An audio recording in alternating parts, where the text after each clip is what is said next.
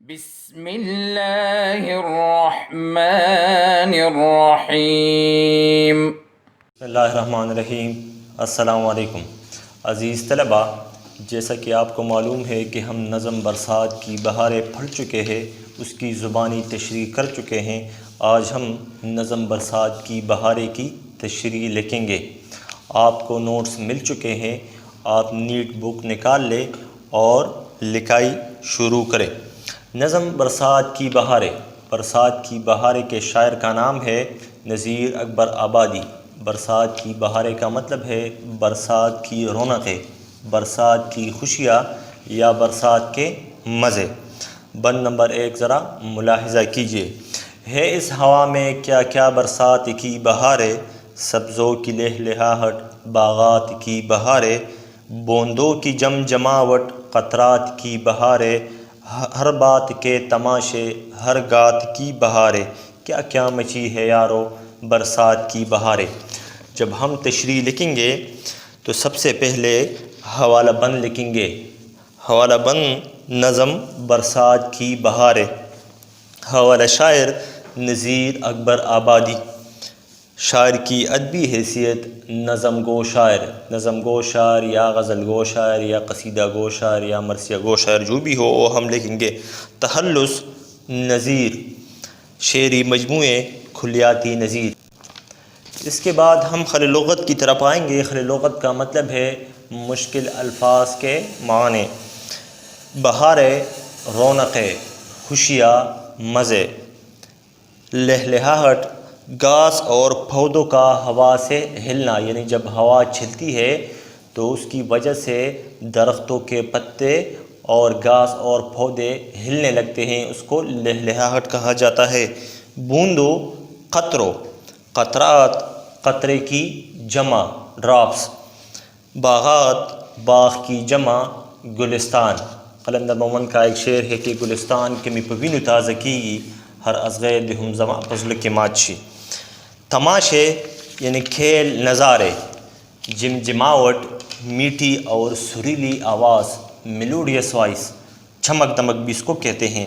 مچی ہے، رچی ہے، بسی ہے یا عمل میں آتی ہے۔ تشریح طلب بند کی تشریح۔ آپ کی توجہ آپ کی نوٹس کی طرف ہونی چاہیے۔ نذیر اکبر آبادی فطرت کا شاعر ہے۔ نذیر زبان اور موضوعات کے اعتبار سے عوامی شاعر ہے۔ اردو ادب میں آپ کو پہلے فطری اور عوامی شاعر ہونے کا اعزاز حاصل ہے۔ آپ کی یہ نظم برسات کی بہاریں فطری شاعری کا ایک انمول اور بہترین نمونہ ہے۔ نظم کے اس پہلے بند میں شاعر نے پرلطف انداز میں برسات کے موسم کی منظرکشی کرتے ہوئے کہتے ہیں کہ برسات کے موسم میں چلتی ہوا بہت حسین نظارے دکھا رہی ہے۔ اس کے چلنے سے سرسبز باغوں پر بھی بہار آ گئی ہے اور یہ بھی خوشی سے جھوم رہی ہے۔ بارش ہونے کی وجہ سے موسم میں خوشگوار تبدیلی آ جاتی ہے اور ہر طرف خوشی کا سما پیدا ہو جاتا ہے۔ بارش کے قطرے ایسے چمک رہے ہیں جیسے موتی دمکتے ہوں۔ ہر طرف ایک الگ نظارہ دکھائی دیتا ہے۔ ہر چیز اور ہر جگہ دعوتی نظارے دے رہی ہے۔ شاعر کہتے ہیں کہ اے میرے دوستو، اے میرے یارو، میں کیسے بتاؤں کہ برسات کا موسم کتنا حسین اور کتنا خوبصورت ہوتا ہے۔ بند نمبر 2 کو ذرا دیکھ لے۔ جنگل سب اپنے تن پر ہریالی سج رہے ہیں، گل پھول جاڑ بوٹے کھرپنی دج رہے ہیں، بجلی چمک رہی ہے، بادل گرج رہے ہیں، اللہ کے نغارے نوبت کے بج رہے ہیں، کیا کیا مچی ہے یارو برسات کی بہاریں۔ اس میں جو مشکل الفاظ ہے اس کے معنی ہیں تن، جس کو بدن، جسم یا باڈی، ہریالی سرسبزی، جھاڑ بوٹے بیل بوٹے یعنی چھوٹے پودے، نوبت شادیانہ نقارہ، اللہ کے نقارے یعنی اللہ تعالیٰ کی نشانیاں۔ تشریح طلب بند کی تشریح۔ اس بند میں شاعر نے برسات میں جنگل کے حسن کو بیان کرتے ہوئے جنگل کی شادابی کو جسم پر سجی ہوئی ہریالی سے تشبیہ دی ہے کہ جنگل ایسے سرسبز و شاداب ہو گئے ہیں جیسے اس نے اپنے جسم پر سبزے کو سجا لیا ہے۔ جس کی وجہ سے تمام پھول اور بیل بوٹے سج سنور گئے ہیں۔ چھوٹے چھوٹے پودوں نے اپنے پھول پتوں سے اپنا سنگار کر لیا ہے۔ بجلی چمک رہی ہے، بادل گرج رہے ہیں۔ بادلوں کا گرجنا ایسا معلوم ہوتا ہے جیسے اللہ تعالیٰ کی طرف سے اس کا پیغام سنانے کے لیے نقارہ یعنی طبل بج رہا ہو۔ مطلب یہ کہ بجلی کی کھڑک بھی ہمیں قدرت کی حسین مناظر دیکھنے اور غور کرنے کی دعوت دے رہی ہیں۔ بند نمبر 3، کیا کیا رکھے ہے یا رب سامان تیری قدرت، بدلے ہے رنگ کیا کیا ہر آن تیری قدرت، سب مسترب ہو رہے ہیں پہچان تیری قدرت، تیتر پکارتے ہیں سبحان تیری قدرت، کیا کیا مچی ہے یارو برسات کی بہاریں۔ عزیز طلبہ، آپ ذرا موسیقیت ملاحظہ کیجئے کہ کتنی خوبصورت انداز میں اس نے یہ نظم تحریر کیا ہے۔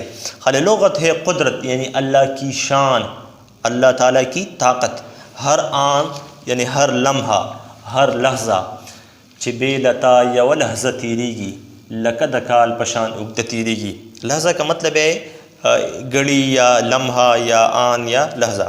سبحان کا مطلب ہے اللہ تعالیٰ کا صفاتی نام۔ تشریح طلب بند کی تشریح، اس بند میں شاعر اللہ تعالیٰ کی حمد یعنی تعریف بیان کرتے ہوئے کہتے ہیں کہ اے پروردگار، تو عظیم قدرت کا مالک ہے، تیری قدرت ہمارے لیے باعث حیرانی ہے۔ تو نے اس دنیا میں کیسی کیسی عجیب چیزیں پیدا کی ہے، اس کائنات کی عجیب و غریب اشیاء دیکھ کر انسان حیران رہ جاتا ہے۔ تیری قدرت کا تغیر و تبدل بھی ہمارے لیے باعث تبدیلی ہے۔ آپ کی قدرت ہر آن تبدیل ہوتی رہتی ہے۔ اس تبدیلی کو دیکھ کر سب جاندار آپ کی بڑائی بیان کرتے ہیں، حتیٰ کہ تیتر بھی آپ کا شکر بجا لاتے ہیں۔ اللہ تعالیٰ کی قدرت ہر جگہ نظر آتی ہے، یہ سب تیری ربوبیت کا ثبوت ہے۔ جو تیری قدرت کو پہچان گئے ہیں وہ تیری ان بدلتی ہوئی رتوں یعنی موسموں کے لطف میں مدہوش ہو رہے ہیں۔ شاعر فرماتے ہیں کہ اے میرے دوستو، اے میرے یارو، میں آپ کو برسات کے موسم کے بارے میں کیا بتاؤں کہ برسات کا موسم کتنا حسین اور کتنا خوبصورت ہوتا ہے۔ بند نمبر 4، بولے بیں بٹیرے قمری پکارے کھونکو، پی پی کرے پپیہا بگلے پکارے تو، کیا ہدہدو کی حق حق کیا پاہتو کی ہو، سب رٹ رہے ہیں تجھ کو کیا پنگ کیا پکیرو، کیا کیا مچی ہے یارو برسات کی بہاریں۔ بیں کا مطلب ہے بٹیر کی آواز۔ پپیہا زرد رنگ کا ایک خوش آواز پرندہ۔ ہدہد ایک مشہور پرندہ جس کی چونچ لمبی ہوتی ہے، یہ لکڑی سے کیڑے نکال کر کھاتا ہے۔ پھنگ پر بال یعنی بازو۔ پکیرو پرندہ طائر، اے طائر لاہوتی اس رزق سے موت اچی جس رزق سے آتی ہو پرواز میں کوتاہی۔ رٹ رہے ہیں یاد کر رہے ہیں، زبانی کہہ رہے ہیں۔ شاعر نذیر اکبر آبادی موسم برسات کی رنگینیوں کے لطف کا ذکر کرتے ہوئے کہتے ہیں کہ انسان تو انسان، مختلف انواع کے پرندے بھی موسم برسات سے لطف اندوز ہوتے ہیں اور سب اللہ تعالیٰ کی حمد و ثنا میں مصروف ہے۔ شاعر نے اس بند میں مختلف خوش آواز پرندوں جیسے بٹیر، قمری، پپیہا، بگلے، ہدہد اور پاہتا کی آوازوں کا ذکر کر کے یہ سمجھانے کی کوشش کی ہے کہ پرندوں کی یہ آوازیں دراصل اللہ تعالیٰ کی حمد و ثنا کی ایک صورت ہے۔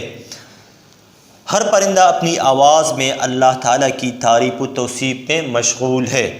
تمام پرندے برسات کی خوشی سے لطف اندوز ہو رہے ہیں اور اسی خوشی کا اظہار وہ اپنی بولی میں حمد الہی سے کر رہے ہیں۔ شاعر کہتے ہیں کہ اے میرے دوستو، میں کیا بتاؤں کہ برسات کا موسم کتنا خوبصورت ہوتا ہے۔ بند نمبر 5، کیچڑ سے ہو رہی ہے جس جہاں زمیں پھسلنی، مشکل ہوئی ہے وہاں سے ہر ایک کو راہ چلنی، پھسلا جو پاؤں پگڑی مشکل ہے پھر سنبھلنی، جو تھی گری تو وہاں سے کیا تھا پھر نکلنی، کیا کیا مچی ہے یارو برسات کی بہاریں۔ مشکل الفاظ کے معنی ملاحظہ کیجیے۔ کیچڑ دلدل، بارش کی وجہ سے جب زمین نرم اور پتلی ہو جاتی ہے، جب بارش ہو جاتی ہے تو کچی زمین پر بارش کے ہونے کی وجہ سے کیچڑ بن جاتی ہے، جس کی وجہ سے لوگ اکثر اوقات اس میں پھسلنے لگتے ہیں، خاص کر بچے اور بوڑھے اس میں زیادہ پھسلتے ہیں۔ جا کا مطلب ہے جا، جگہ، پھسلنے کی جگہ۔ راہ چلنی، راستے پر چلنا۔ واہ کا مطلب ہے وہاں۔ سنبھلنی، گرنے سے بچانا۔ تشریح طلب بند کی تشریح۔ نظم کے اس بند میں شاعر نے موسم برسات میں ہونے والے چند ایسے واقعات سے مزاح کا پہلو بیان کیا ہے یا پیدا کیا ہے جو عموماً اس موسم میں دیکھے جاتے ہیں۔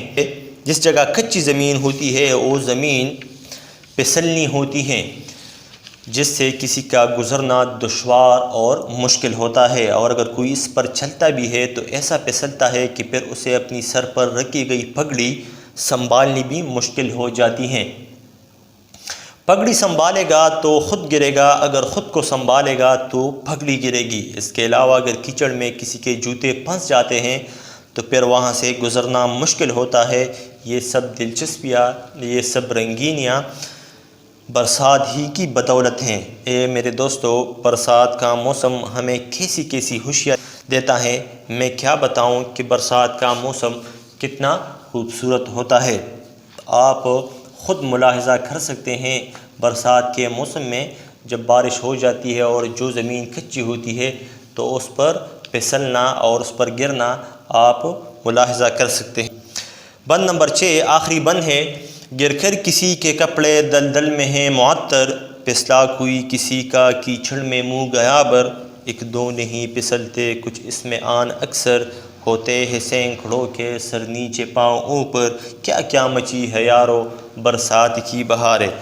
خالی لغت ہے دلدل کیچڑ، معطر خوشبودار عطر میں بھیگا ہوا۔ تشریح طلب بند کی تشریح۔ نظم کا یہ آخری بند اسی تسلسل میں ہے جس میں شاعر برسات کے موسم میں پھسلنی زمین پر لوگوں کے گرنے کی صورتحال بیان کرتا ہے۔